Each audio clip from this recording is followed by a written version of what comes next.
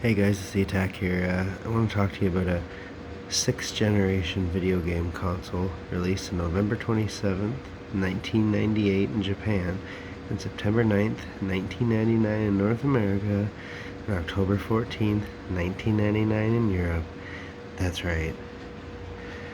My all-time favorite video game console ever. The SEGA Dreamcast.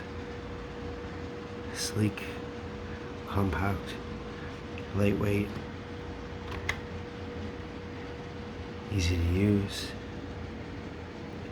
A lot of people modded these and would have this part replaced nowadays with a USB port.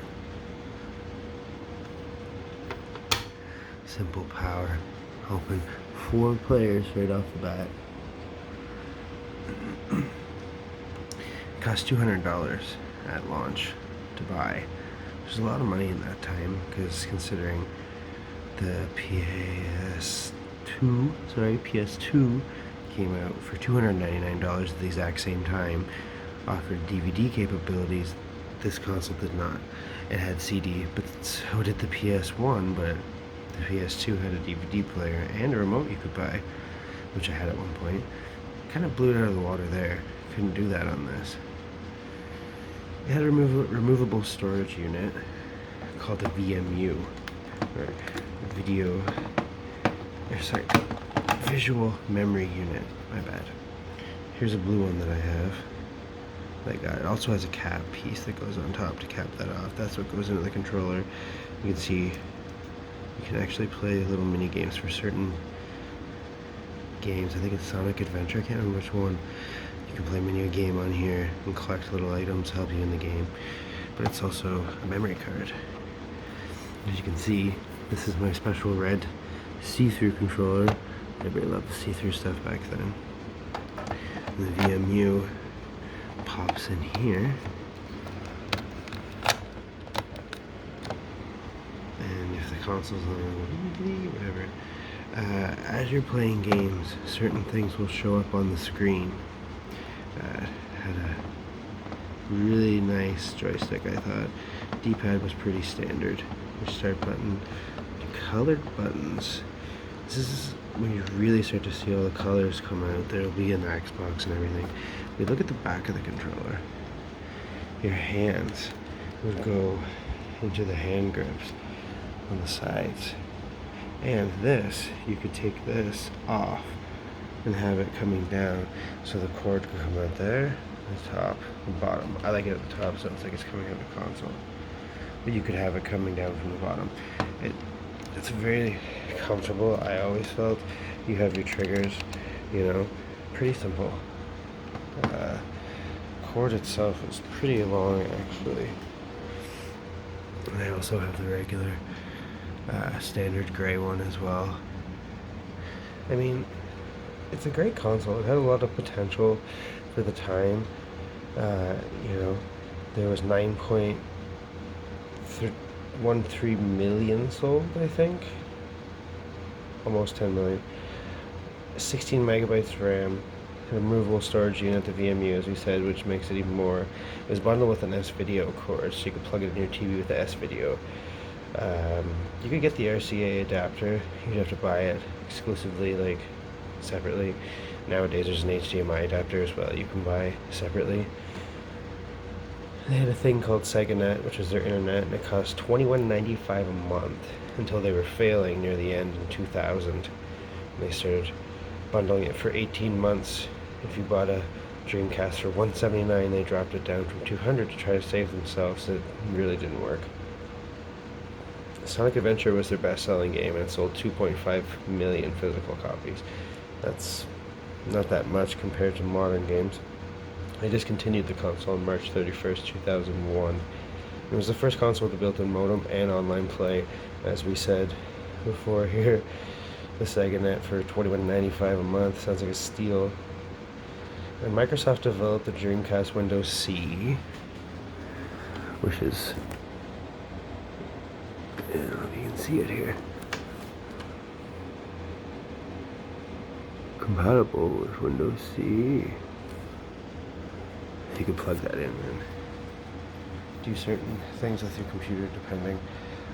You could get a mouse, a keyboard, a fishing rod for fishing games, a microphone. There was a lot of things that modern consoles have that this console started, so if it wasn't for the Dreamcast, you wouldn't have your Xbox Live or your PlayStation Online, so that's kind of nice. It's a precursor of all of it. The PS2, as I said, had the DVD player. This did not. It had a CD player. It was easy to mod. You could do it hard mod in the actual console, and someone would have to put something in there to actually mod it. Or there was a disc mod that you could put the disc in. You would start your console up, open it, put the disc in as running, close it, and then put a game in, and it was weird. You could play burnt games that way. You just need that boot disc, and any burnt game would play. I have some games here that I don't have them all. Some I've lent it to my cousin, and some I've broke, and some I don't have.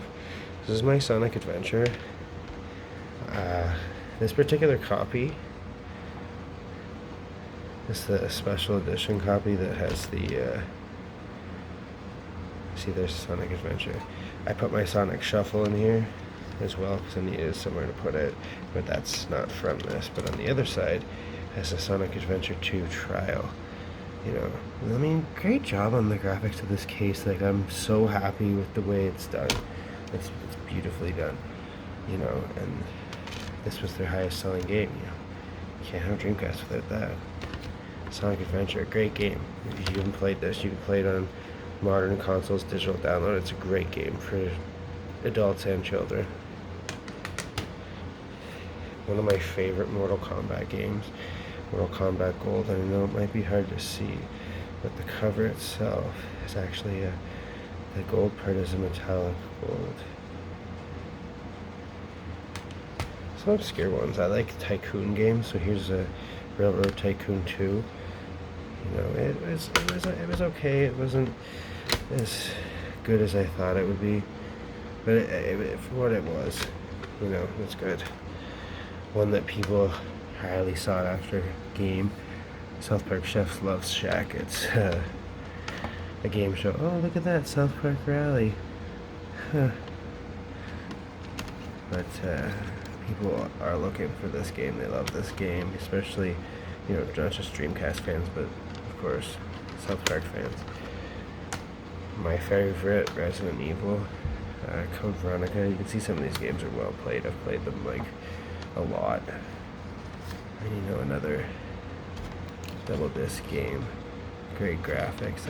I love the graphics on the covers and the cases. It's old school, but it feels new school as well. This one I don't have a case for, but it's a good game. It's Buzz Lightyear Star Command. Terrible game. Good for the time.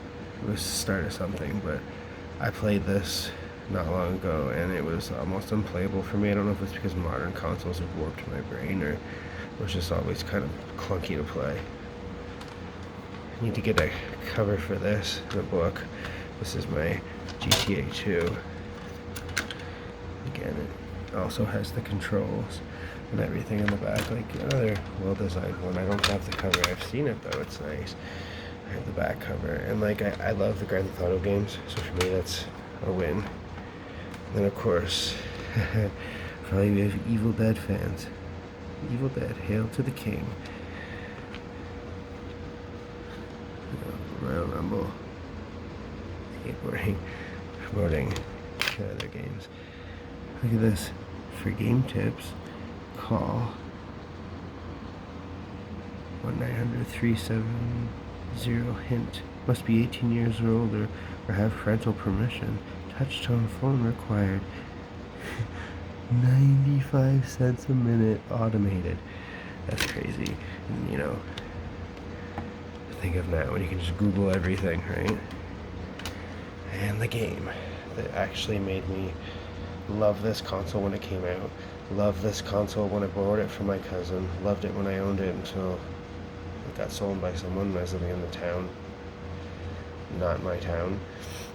And, it was years later my brother bought me this, so I was pretty fortunate to get it. And then I went out and bought the red controller with the blue VMU and the extra memory card. But this game here, Shenmue, it was the 4th best-selling Dreamcast game. It sold around, I think, 1.8 million copies. I can't really remember offhand. But I love this game. It's so unique. Again, multi-discs. But even the discs themselves were done nicely, you know? And then behind each disc is beautiful scenes. It's a story about this guy, Ryu, and his dad is murdered, and he must go on a quest to avenge his father. It's a really, really, really good game. It's the 3rd disc. There's Landy. He's the bastard that killed his dad. And then on the other side, I have this Shenmue Passport, which has all the like music and footage and stuff. And there's the Passport booklet, and then the regular booklet. The Passport's mostly the videos, but then you have the Shenmue jukebox, which plays all the songs in case you miss them in the game. The game itself, the graphics for the time period, like just you'd see, look at his hand, and you'd see all the wrinkles as he was moving his hand and all the little crevices. It blew my mind for the time period. You know, I mean, 99 was big. This is the limited edition. I had to get this. I love this game. I have the 2nd one for regular Xbox, and I have yet to get the 3rd one. It's one of my favorite games, so hopefully I'll get it soon. The game itself is beautiful because it tells like a story, but plays like a game. There's lots of martial arts and fighting. There's also regular mundane tasks. You have to go get milk for a cat one time, this little girl in the village. You have to help people. You can collect capsule toys from the markets, cassette tapes. It takes place in 1986. I forgot to say that. And, you know, the game itself is just fun. There's a lot to do. I would play this for days sometimes. Like, I'd play it and go do something, come back next day, play it. Like, it would go on and on and on like a book. It's a beautiful masterpiece, work of art game. It's my favorite Dreamcast game, and it's my 3rd favorite game of all time. So, like, I'd say it's up there for me. It's a special place in my heart and my youth. If you haven't played this, I suggest you go out and try it. It's a really good game. Also, there's an arcade in the game, and SEGA Saturn at your house, which is weird because it's 86. But anyways, the Saturn will play Hang On, Space Harrier, another game. It plays some other games anyways from the other consoles, so you can actually have 3 games on this game without actually buying them. And you have the darts and the racing and the other games at the arcade, which are really fun. It's half crime solving, detective work, half love story, family life. It's really good. All in all, I give this console a 9.5 out of 10. The only reason I don't give it a 10 out of 10, even though it's my favorite console of all time, is the fact that they stopped. They could have, you know, put out another model or an adapter. I mean, you look at the Genesis, you get the Genesis and the 32X adapter and the CD adapter, so like they had it in them. I think maybe they were worn out and probably hemorrhaging money due to the failures of the console itself. Even though they tried to save money on this console compared to the Saturn, it still didn't work. The failing games and the exclusives. There was a lot of downfalls. The DVD player, as I said, from the PS2. But for you, what's your favorite console? Do you have a favorite console? And maybe it's a Dreamcast. You ever played a Dreamcast? Maybe you've heard of it. They used to have them all over the place. McDonald's used to have them in a play area where they'd be out and you could take the controller and play the game. But yeah, what's your favorite console? Let me know in the comments. Give us a like, give us a subscribe. And once again, remember, wherever you are, there's nostalgia everywhere.